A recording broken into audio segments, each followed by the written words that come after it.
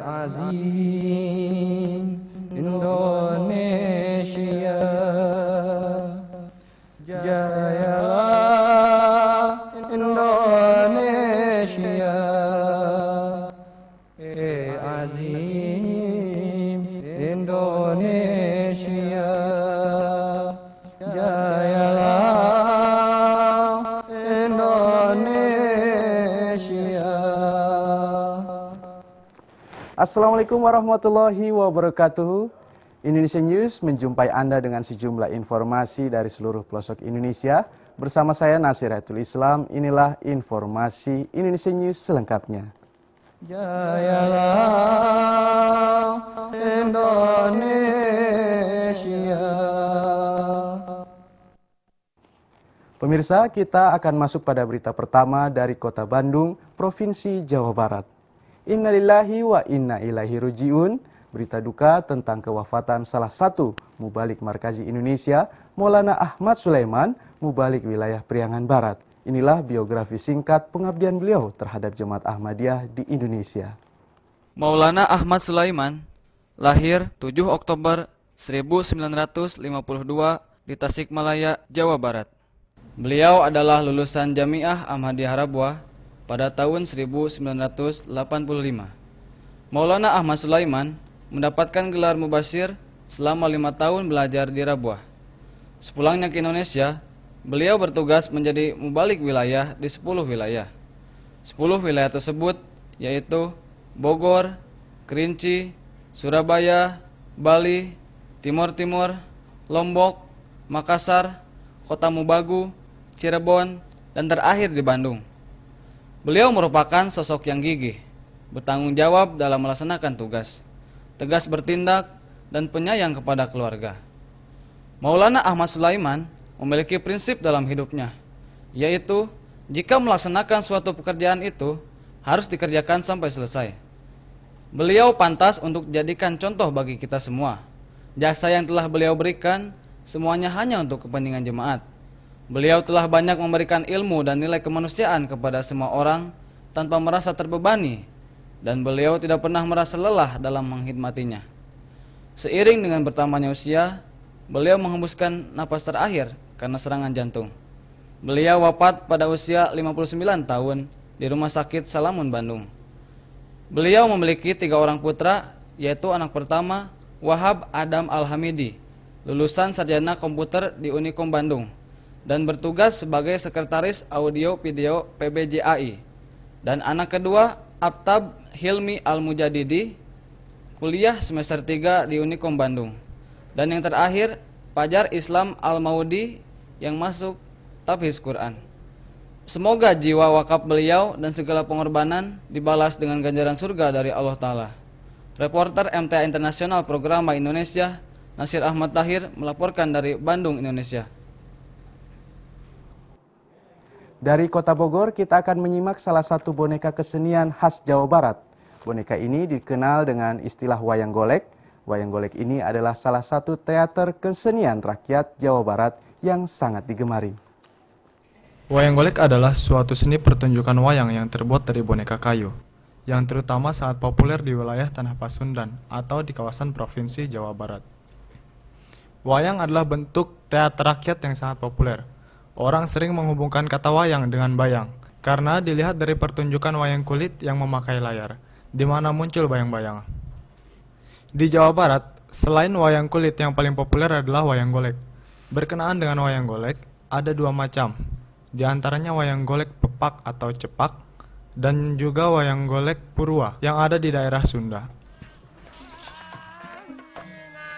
Sebagaimana alur cerita pewayangan umumnya, dalam pertunjukan wayang golek juga biasanya memiliki lakon-lakon baik galur maupun carangan yang bersumber dari cerita Ramayana dan Mahabharata dengan menggunakan bahasa Sunda dengan iringan gamelan Sunda atau salendro, yang terdiri atas 2 buah saron, sebuah peking, sebuah salentem, 1 perangkat boning atau perangkat boning rincik, 1 perangkat kenong, sepasang gong atau kempul dan gong, ditambah dengan seperangkat kendang atau sebuah kendang indung dan 3 buah kulanter, gambang, dan rebab.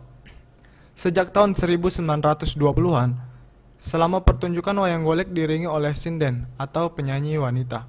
Beberapa dalang wayang golek yang terkenal diantaranya Tarkim, R.U. Partaswanda, Abeng Sunaria, Entah Tirayana, Apek, Asep Sunandar Sunaria, Cecep Supriyadi, dan lain-lain.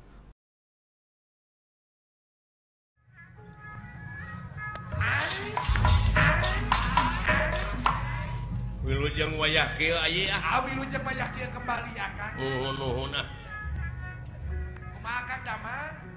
saperti kemarin Terima kasih. bade ka Manura ieu teh Yi. Oh Kang teh. Sumuhun jajab juragan Panu Oh sumuhun maksad.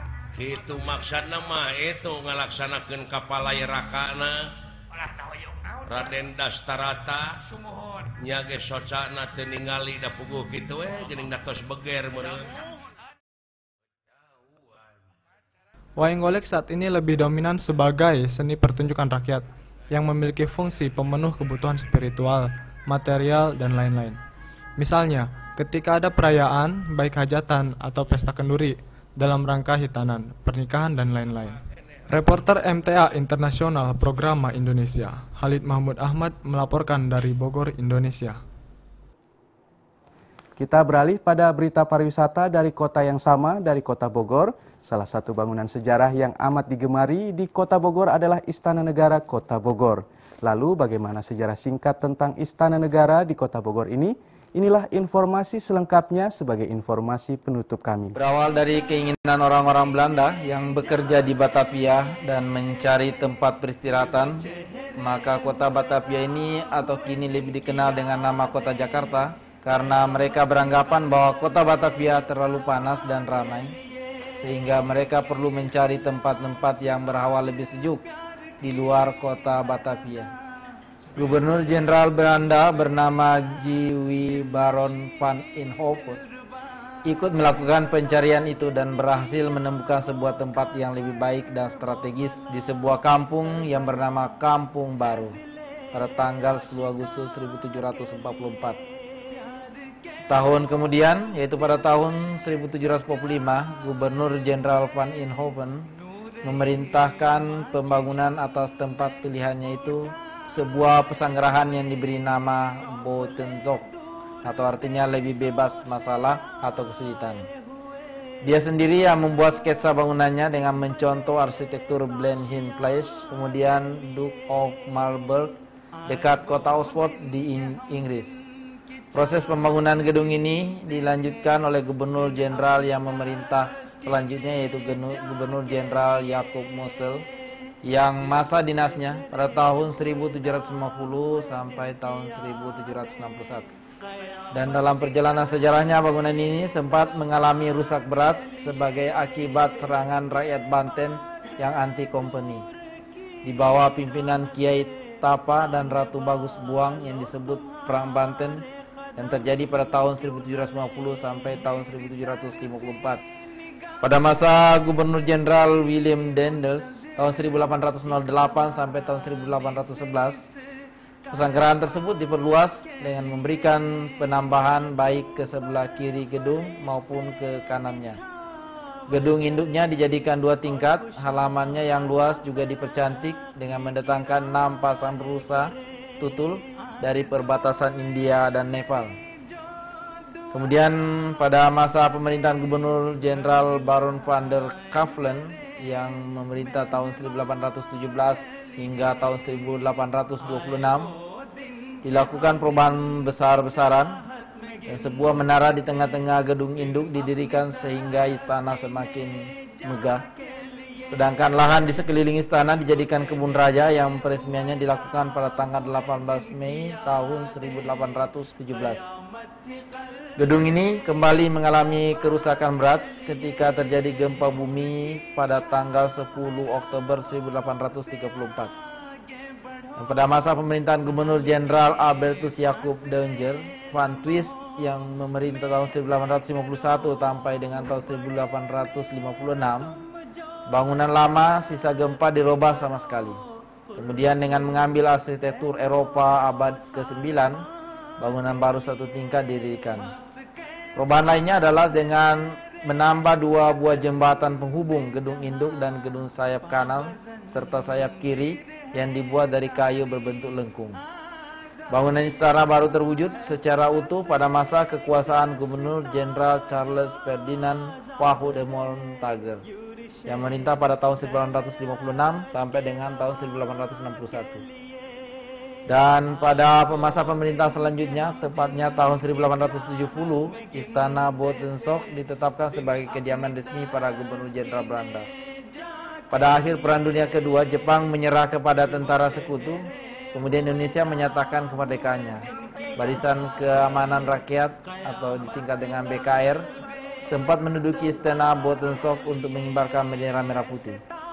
Istana Botensok yang namanya kini menjadi Istana Kepresidenan Bogor diserahkan kembali kepada pemerintah Republik ini pada tahun 1949 setelah masa kemerdekaan. Istana Kepresidenan Bogor ini mulai dipakai oleh pemerintah Indonesia sejak bulan Januari tahun 1950 hingga sekarang. Demikian News Tourism Indonesia, reporter MTA Indonesia Maulana Ahmad Najamuddin melaporkan dari Kota Bogor, Indonesia. Demikianlah Indonesia News, saya Nasiratul Islam beserta kerabat kerja MTA Internasional Program Indonesia dan tim Komite Audio Video Wakaf Finau Indonesia untuk Indonesia News mengucapkan jazakumullah ahsanal jaza. Kita akan berjumpa kembali dengan Indonesia News pekan depan. Wassalamualaikum warahmatullahi wabarakatuh.